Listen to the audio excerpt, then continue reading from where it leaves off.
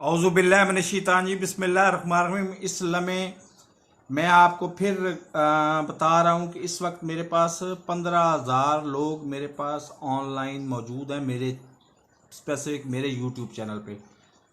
तो मुझे कोई गरज नहीं है, यकीन माने, लेकिन मुझे 25,000 लोगों को साथ लेके चलने की पावर है।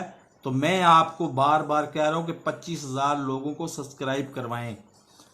अभी उमर शरीफ की मैयत जो है वो कराची एयरपोर्ट से बराह रास्त सदखाने में मुंतकिल कर दी गई है और आज उसकी नमाज जनाजा अदा की जाएगी और उसको अब्दुल्ला शाह गाजी के मज़ार के अहाते में दफन किया जाएगा।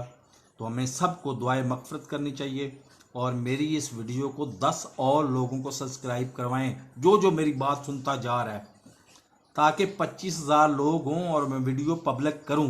2 मिनट की वीडियो है, वो देखनी है आपने और उससे हमारा मुकद्दर बदल जाना है। अल्लाह हाफिज।